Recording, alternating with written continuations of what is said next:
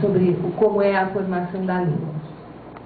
Então, quando você constrói uma análise de necessidade e custo, você tem que trabalhar com cursos que serão deficitários.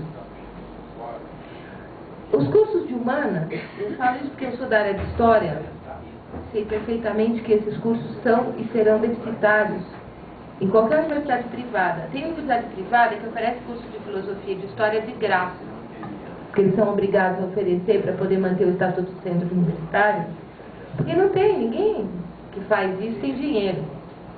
E dá dinheiro em medicina, direito, engenharia, administração, as áreas clássicas que se sabe. Bom, mas é preciso que a racionalização das vagas não faça sucumbir áreas que são fundamentais para que a universidade continue sendo universidade. Em segundo lugar, tem um outro problema que é muito importante considerar, que é o problema de mercado. Esta lógica, ela tenta criar uma base de inserção das pessoas no mercado, só que não tem lugar para todo mundo no mercado em determinadas áreas. Isso é um fato. E não é você criando vaga artificialmente na universidade pública que você faz as pessoas poderem se colocar no mercado de outra maneira. Por que falta gente para ser professor de química no Brasil? Falta química, falta física, por quê? Porque ninguém mais quer ser professor.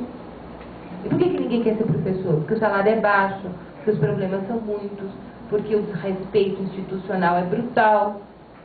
E não é racionalizando o curso lá dentro que se resolve este problema aqui. Ou seja, tem que ter um diálogo no âmbito do projeto nacional entre ciência e tecnologia, entre racionalidade e racionalização das vagas e entre mercado.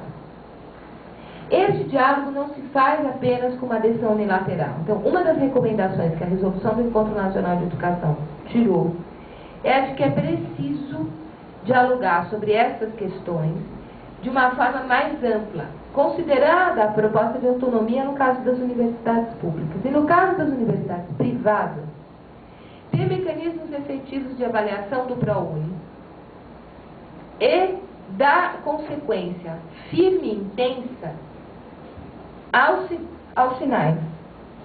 Porque nós não podemos ignorar que a inversão desta lógica, segundo a qual quase 80% do ensino superior oferecido no país é privado, ela não se quebra por desejo apenas. Ela precisa se quebrar, ou seja, a oferta de educação pública superior no Brasil precisa aumentar. Até porque, se isso não ocorrer, dificilmente você vai ter padrões de ciência e tecnologia e de acesso ao conhecimento distintos no Brasil. E sem isso não há mudança do perfil de desenvolvimento para valer.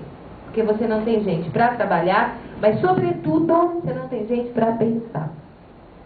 A outra coisa é que, com o ensino técnico e as universidades tecnológicas, se procura criar oferta de mão de obra para um mercado que demanda um determinado segmento na área tecnológica. Eu quero chamar a atenção para o fato de que a compartimentalização entre formação tecnológica e formação científica é um dano grave e desnecessário. Por que um dano grave? Porque nós estamos numa era, já estou acabando, que as mudanças dos padrões tecnológicos são de uma velocidade extraordinária. Quando a ditadura fez uma lei chamada 5692, que instituiu o ensino técnico em 1971, houve um processo brutal de obsoletização da lei e das medidas adotadas pela ditadura. Por quê? Porque você não conseguia mudar a área pública tão rapidamente para formar gente no âmbito da profissionalização quanto era necessário. E daí, quando você começou a engrenar isso, os professores já estavam mudando. Imagine hoje que a velocidade das mudanças e das exigências para o mundo do trabalho e também no campo do conhecimento são extraordinários. Então, não adianta você ter um tecnólogo que é um técnico melhorado se ele não tiver a chance de ter acesso à base científica do conhecimento.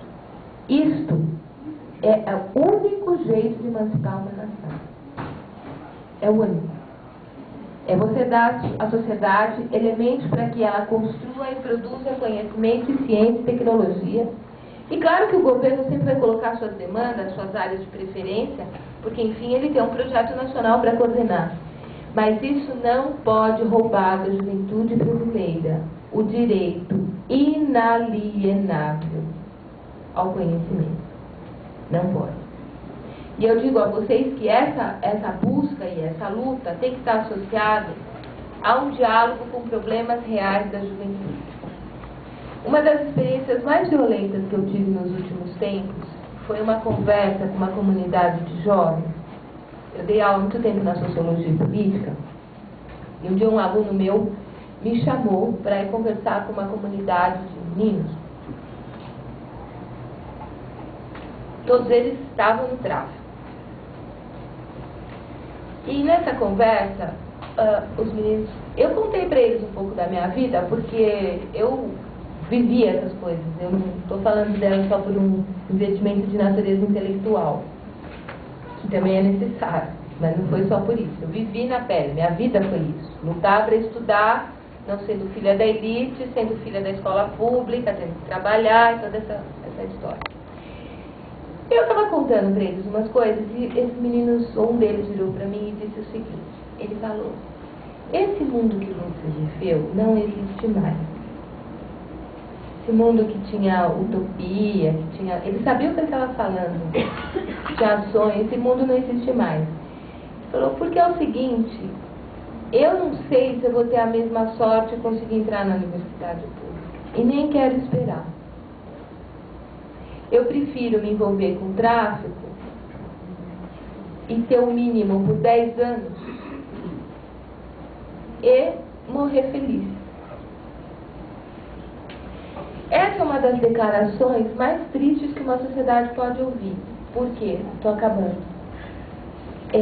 Quando uma coisa dessa é posta, o jovem está me dizendo o seguinte: viva os valores capitalistas mais elementares e abaixa a utopia. Então, acho que um dos grandes desafios de vocês é conseguir construir pontos entre as duas coisas. Entre essas coisas reais que as pessoas vivem realmente, e não são simples e nem fáceis, e os processos de luta no campo da educação. Sem esquecer que educação não é só educação formal. A educação é um processo muito mais rico e amplo, que depende de muitas experiências. Eu digo a vocês, as coisas mais incríveis que eu aprendi na vida, eu não aprendi apenas porque eu estava na sala de aula dentro da USP. Eu aprendi porque a experiência social de conviver no movimento estudantil, no movimento operário, me ajudaram a buscar ler sobre tudo, sobre estética, sobre ética, sobre história, sobre filosofia. Então, a experiência coletiva, para isso, tem muita importância. E acho que para organizar a juventude do PT, isso tem que ficar como uma referência para a conversa. Uma das opiniões, eu sei que tem outras, mas é isso aí. Obrigada, desculpa, falei.